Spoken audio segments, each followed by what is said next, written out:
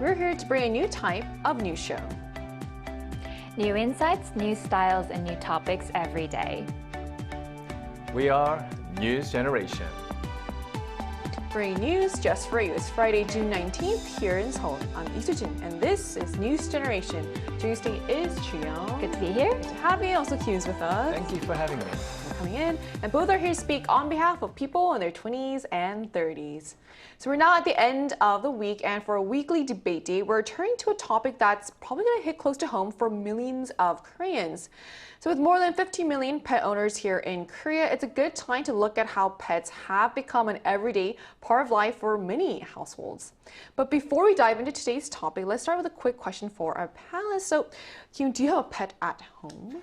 No, I actually don't. So I'm one of the 3 in 4 households in Korea who actually don't own a pet. But there was a short time where actually I had to raise a pet because I was living with this hyung, like this older brother that I was really close with. He actually bought a baby French bulldog. That was cute. Yeah, it was very cute, but then he was too busy with work, so I had to end up taking care of the dog from like when I first got it. And first, I was a little scared because I had zero experience of raising a pet, and from a young age, I was a little scared of big dogs as well. So at least this one was small. it was much right? small, Okay, but I was still that's scared good. of the dog for some Fair enough. reason because of that traumatized, I guess, past experience. But ever since that short experience, I started to feel much more comfortable towards dogs.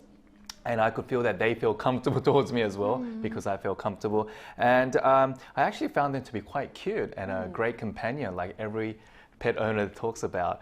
So, and even my close friends who own pets, pet dogs, pet cats, they treat them like family members, which I kind of do understand why they get that kind of feeling nowadays. And you know, who knows, I too might one day be a full-time pet owner. Maybe perhaps. an English bulldog, your own English bulldog. Maybe, who knows? How are they to raise, by the way? First, they have that distinct smell. Do they? Yeah. Okay. And I couldn't get used to it at first, but then I did get used to it after all. But then, yeah, at first I was like, oh, why do they smell like this? But they were saying, oh, they just naturally smell like that. I was like, okay, that's hard for me to kind of, you know, really Right. get used So I to. guess not an English bulldog for you in the future, maybe? Perhaps, maybe not.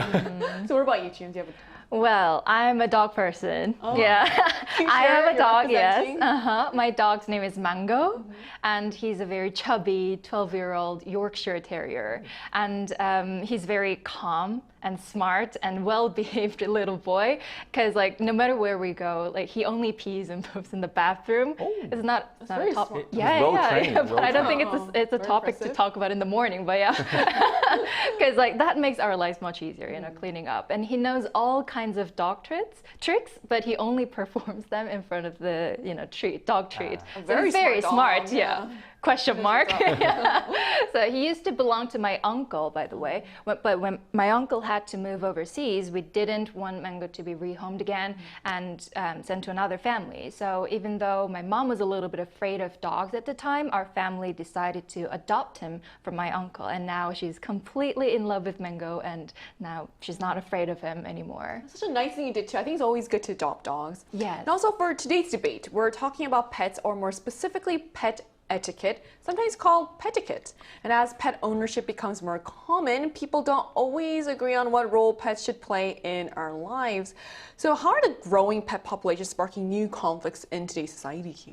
To start off with, according to a survey conducted last year by the Ministry of Agriculture, Food and Rural Affairs, the percentage of households in Korea raising pets reached an all-time high of 29.2%. And like I mentioned before, as pet owners have been increasing year by year, more people are considering dogs as their family members. And in turn, the perception towards how they treat their pet dogs, pet cats have shifted compared to a few decades ago. Recently, an online debate broke out after an employee who worked at a company for just less than 5 months took a day off work, and this day was a day of important project presentation, saying that they had to actually hold a funeral for their pet dog. Now, it did spark a lot of debate and controversy as to saying, oh, what comes first? Right. Work should come first, you've affected other people. But for that person, they said, oh no, I cannot turn up to work because I'm very sad, I'm traumatized, I need to take care of the dog by holding a funeral. Now, interestingly, I too had a similar experience.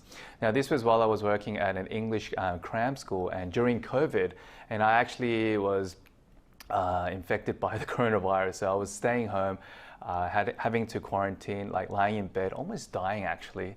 But I received a call from my manager saying, can you come into work for a few hours just to fill in for a teacher's class? Now, back then, I was a team manager, so I felt this strong sense of responsibility, like work coming first, having to sacrifice more than other teachers. So I actually turned up to work, and I was told that the teacher had to go to a funeral. So I thought, okay, maybe she had a big loss of a family member. But it turns out her pet cat had died, and she had to hold a funeral for the cat. Now, once when I heard that, I was like, it was really hard for me to kind of understand and feel for her, because being a non-pet owner, I thought, really? Like, for you to take a day off and for the manager to call me when I'm lying in bed, like half dying because of the virus, like, I was advised to quarantine. So I was able to come to work, but my voice wasn't coming out properly. But then finding out that she had a funeral for her cat, back then I couldn't really understand. But now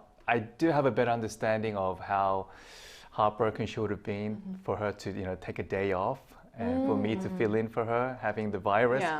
I don't know, but I have the same experience, so I do feel for both sides, but again, it's a very debatable topic. I think it's crazy this actually happens in real life, and you're genuinely a better person than I am, because I'm getting so angry on your behalf, because I'm also Thank you, you're on my side. Yeah, I'm also a non-pet owner, which might influence this, but I always feel like animals should come, like humans should come before animals in all situations. Right. And if you're sick, if your coworker is sick, I think that should be put at the forefront. What if I died? Exactly. Also, I think it's better for the students as well. Exactly, I know. Yeah, just not take any risks. It happened, and obviously the manager was a pet owner as well, so he understood on that side more than me. It's quite interesting. So it sounds like the issue isn't always just about the pets themselves, but how differently people view them. And that difference in perspective became very clear in that recent online debate involving that employee who took an annual leave to attend their dog's funeral despite having an important project presentation scheduled that day, or when their coworkers in bed very sick. So let's find out where our panelists stand on this issue. So Jiyoung, I'll ask you this first. Do you think it's okay to take leave for a pet's funeral as a dog owner? Well, like, knowing that I'm alone here, like, I feel a bit self-conscious to say, but as someone who has a dog, I totally get that. I admit that the timing was unfortunate, especially because there was an important presentation coming up, but she had the legal right to use her annual leave, and that's exactly what she did. And to us, pets are more like family.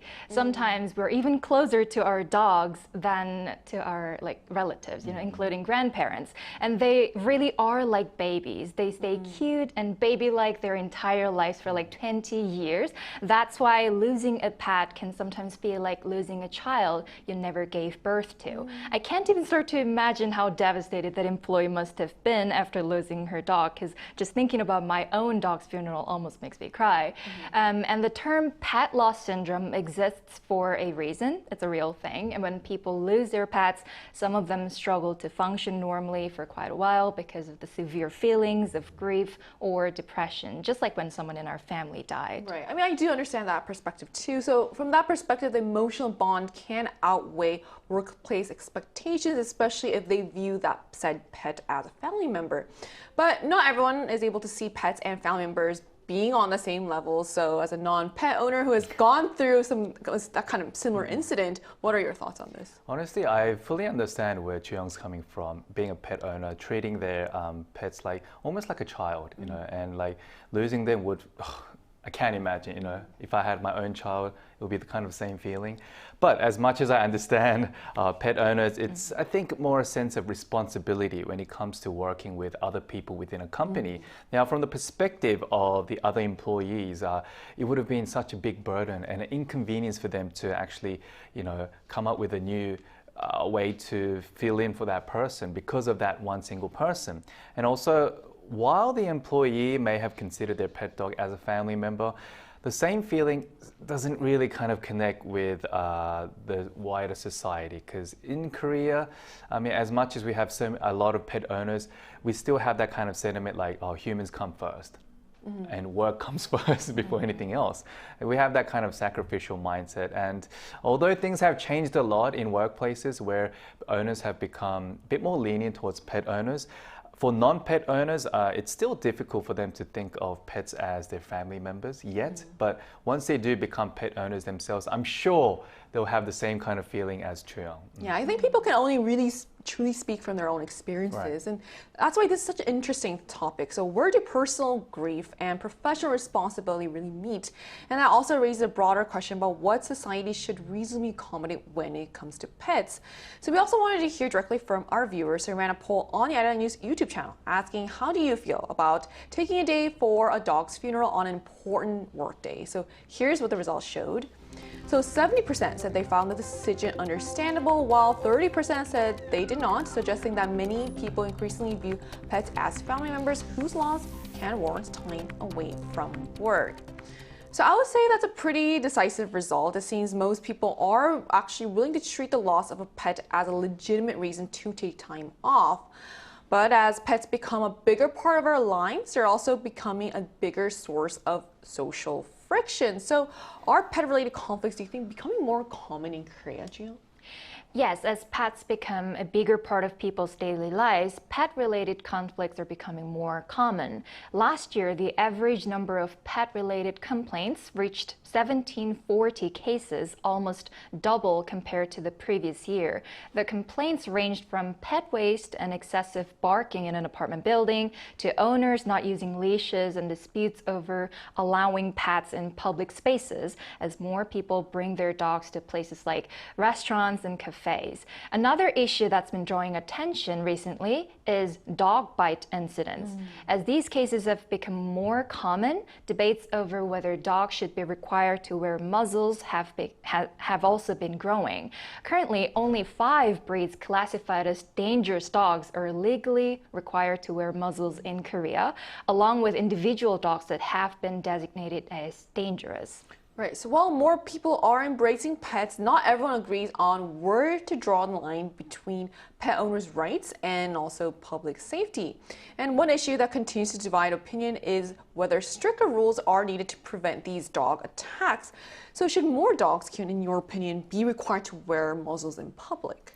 Well, looking at dog bite incidents here in Korea, there have actually been more cases involving ordinary or non-dangerous dogs like Jindo dogs, Maltese, and Bichon Frise than actual legally, designated dangerous breeds. They look so harmless. Exactly, yeah. Bichons So especially. there have been more cases where like more Bichons will bite, other people and cause harm. Now, rather than mandating only just dangerous dogs to wear muzzles, the scope of requirement should be expanded further so that all dogs are required to wear muzzles in certain public settings, especially where there are a lot of people, or even kids, around in public spaces. In fact, a fatal dog bite incident did occur. There was a well-known case in which a celebrity's dog bit its neighbor, leading to the neighbor's death. And that dog was a bulldog, not classified as a dangerous breed. So I think that I don't know what happened right after the incident, whether they culled the dog or not, but then that raised a lot of issues saying, all dogs should wear a muzzle, or should they? And I'm thinking, as a non-pet owner, I would like to see more dogs wear muzzles. But as pet owners, they'll probably think, no, it's very uncomfortable for the dog, it's going against animal rights. But I think for everyone's safety and happiness, I guess expanding the scope of requiring dogs to wear muzzles in certain public places is required. Right. I think for pet owners, they'll think my pet won't be like that. You never know. But as a non-dog owner, hearing those kind of stories, any dog can be a threat. Right. To Especially us, when you're walking down the street, Exactly. they tend to bark a lot. Right. So it's like, oh no, you do get kind of worried. But young as a dog owner, I know dog owners feel uncomfortable. I know it does look quite uncomfortable. I see on dogs. So what are your thoughts on Yeah, I mean, like, I agree to some extent because like owners should be responsible, but I don't think all dogs should be required to wear muzzles. Because for starters, wearing a muzzle can be stressful and uncomfortable for dogs. Yeah, you got me. And many of them need training just to get used to it, and it takes a long time. And of course, public safety is important, but requiring every dog to wear a muzzle seems a little bit excessive. I think the rule should apply only to dangerous breeds or individual dogs that have previously shown aggressive behavior or signs of biting. Of course, owners should know this in advance, not like, oh, our dogs don't bite. And otherwise, I think it's unfair to impose collective responsibility on all dogs simply because of a few problematic cases. Similar to us people, because we don't make everyone take responsibility just because a few people behave aggressively in public. And instead of making all dogs wear muzzles, I think we should focus more on promoting responsible pet ownership and improving owners' awareness and education. Oh, she has a very good point. Mango does have a great owner, I see. But I mean, even Yorkshire Terrier, and they're really small, so it is hard to imagine them having like a muzzle as well. So Does your dog bite? No. Good to. So for some people, public safety should come first, even if it means imposing broader restrictions on all dog owners. And for others, they are concerned that a one-size-fits-all rule could unfairly punish dogs that have never shown aggressive behavior. And that brings us to a bigger question about where responsibility should ultimately lie, with the dog, the owner, or the law itself.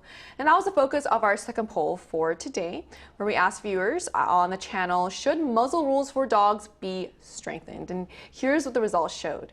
So majority of respondents favored maintaining the current approach. 61% said muzzle requirements should apply only to breeds classified as dangerous, while 21% said all dogs should be required to wear muzzles in public, suggesting that while concerns about safety exist, most people prefer targeted regulations over blanket restrictions, and 18% supported expanding the rules to include medium and large dogs.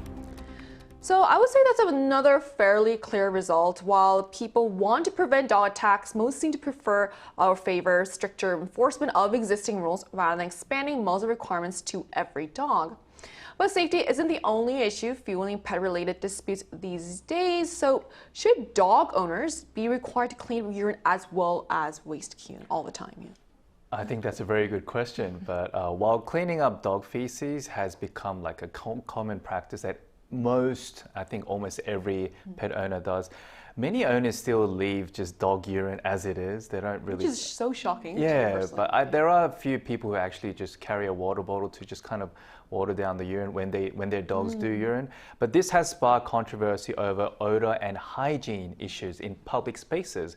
Now in Japan, for example, a utility pole collapsed in 2021 and urine was dog urine was cited as like one of the possible causes of corrosion. Now, although it's hard to say it's purely because of the dog urine that the utility pole collapsed, but it's the source of odor. Odor pollution could be one example that it causes harm to the public. You know, some experts say it requires at least 2 liters of water to dilute the dog urine to make it not harmful, while other experts are saying it only spreads spreads the pollution. So there are conflicting opinions on this, but the bottom line is that there needs to be a system where dog urine can be cleaned up, that it minimizes odor pollution and of course hygiene issues so that it doesn't affect the greater public. Because I mean, when you take dogs for a walk, they pretty much pee anywhere, right? Wherever they feel comfortable. Yes. But one-off, yeah, that's fine. I mean, anywhere you go, it's going to smell.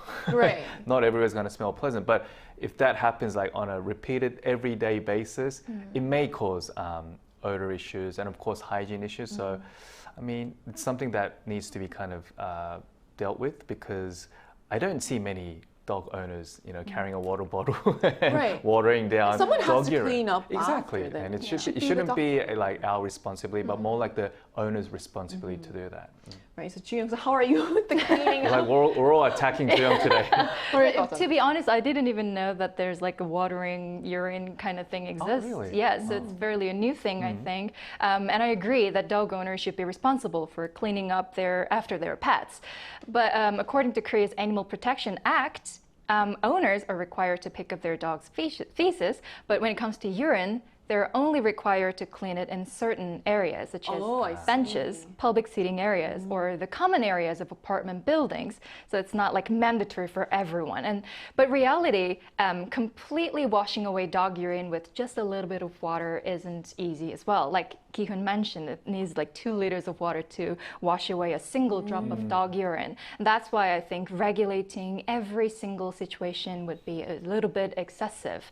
So instead, I think changing people's awareness again and encouraging responsible pet ownership would be more effective, because compared to a few years ago, far more dog owners now carry the poop bags and clean up after their pets. But it wasn't nearly as common in the past. So I believe if we enhance the awareness, things are going to gradually change. I do agree. So some believe that if dog urine is creating a public nuisance and even damaging property, owners should be held responsible for cleaning it up. And others point out that while consideration is important, there may be practical limits to how much regulation can realistically achieve in everyday situations. So it sounds like this debate ultimately comes down to the difference between encouraging good manners and also legally requiring them. So to close off our discussion today, as pet ownership continues to grow, how can pet owners and non-pet owners coexist peacefully? And I want to ask you this first. Yeah, thank you very much. So I think coexistence starts with mutual respect. Pet owners should be responsible for training their pets and cleaning up after them, while non-pet owners should also understand that pets are an important part of many families' lives. Rather than relying only on stricter regulations, I think promoting responsible pet ownership and encouraging consideration on both sides would help create a better environment for everyone. It's true, well said. What about you, Kyun? As long as pet owners don't harm non-pet owners in public spaces, and I guess like just respecting each other, I don't think it won't create any bigger conflicts as we have right now. And as long as we draw that clear line between humans and animals, we can be the same, but at the end of the day, we're not the same. So as long as we have that kind of mutual understanding, that'll be good. And like these days, we see a lot of TV programs where like a professional dog trainer, he's almost like a celebrity. He trains other people's pets and how to train them properly. And it raises a greater sense of like education and awareness for pet owners to how to treat their dogs or even cats in a better way that doesn't stress their dogs. They get educated themselves, and in turn it will not harm the public because there have been many dog bite cases, and it's growing year by year. So as long as we all kind of we have to coexist anyway, and the numbers of pet owners is growing. So we just kind of have to understand, as non-pet owners, as long as they train their dogs well. I love how you're looking directly at it. Yes, I should talk to the camera. I think we can all coexist well, but knowing the boundaries is very important. I do agree. I think greater understanding both ends is really important as well, as like you said. So as more people share public spaces with pets, finding a balance between the needs of pet owners and everyone else will only become more important. And fair pet etiquette is ultimately less about choosing sides and more about making coexistence possible through mutual respect and consideration. Because at the end of the day, being a good neighbor matters just as much as being a good pet owner. And that brings us to the end of today's episode of News Generation. But Newsroom will be back on Monday at 10:30 a.m. Korea time with more stories and discussions. A big thanks to Juyong. Great to be here. To have you, and also Kyun. It's always a pleasure. And to our viewers, thank you so much for watching. Hopefully, whether you're on 2 legs or 4, everyone keeps things positive this weekend. We are News Generation.